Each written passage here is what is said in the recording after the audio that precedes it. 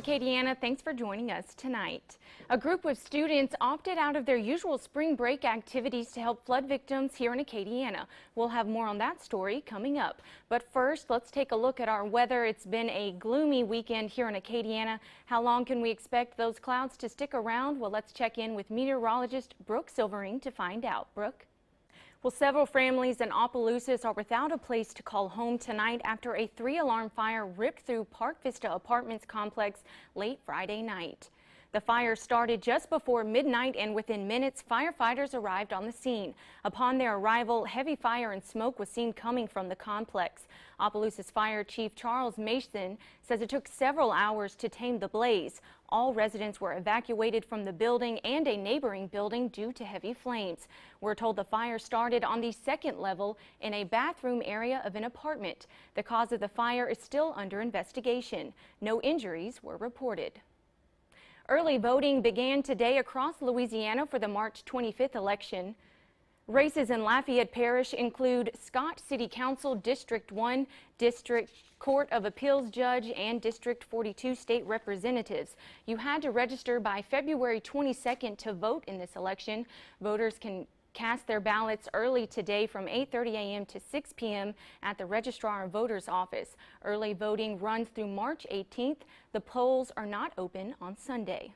Taking a look at news here in Acadiana, it's been 7 months since the historic flood, and many residents here in Acadiana are still recovering. Today, a few of those residents received some much-needed help from a group of college students. News 10's Emily John Greco has the story. Well, if you're heading to downtown tomorrow, you can expect some delays in traffic as runners participating in the 4th annual Zydeco Marathon make their way through town. The race is set to begin at 7 a.m. and will wrap up around noon. A finish line festival will be held following the race at Park International. The race includes a marathon, half marathon, and relay races. This means motorists traveling around the downtown area should expect some delays.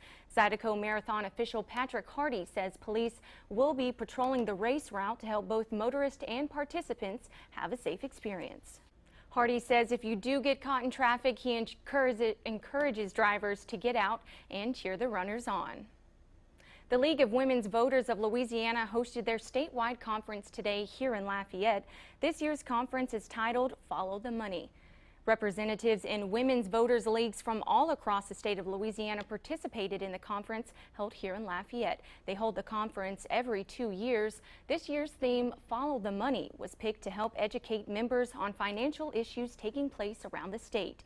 League member Kathleen Espionazzo says speakers from today's conference will discuss how the legislative session is going and other financial problems happening in the state. Espionazzo says today's conference was open to the public. The 10th annual Cinderella Project was held earlier today at Blackham Coliseum. Juniors and senior girls filled Blackham Coliseum from 9 to 1 in hopes to find the perfect dress. All they needed was a student ID and their family to help pick out a prom dress. The Cinderella Project is put on by AmeriCorps, and all of the dresses are donated. Young girls were able to pick out dresses, shoes, and accessories for prom. AmeriCorps member Adia Washington says today's event is all about making young girls feel special. Washington says next year AmeriCorps is considering handing the event over to another organization so they can experience the magic of making young girls' dreams come true. The tables were set and napkins were folded as many young women participated in an etiquette class earlier today. From 9 to noon, juniors and seniors in high school attended a young, gifted, and classy etiquette class.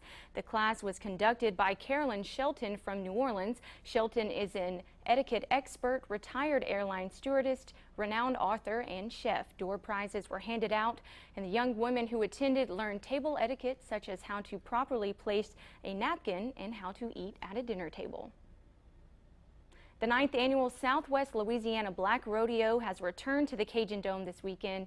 The baddest show on dirt will feature more than 300 cowboys, trail riders, and live music. News 10's Gerald Grunick has more. President Trump is in Washington this weekend and praising the Secret Service for an arrest of an intruder on the White House grounds Friday night. The president stepped out of the White House today while the vice president hit the road to sell the GOP plan to repeal and replace Obamacare. Meg Oliver reports from New York. There have been a handful of White House security breaches over the last few years, prompting the resignation of one Secret Service director and plans to build a better fence.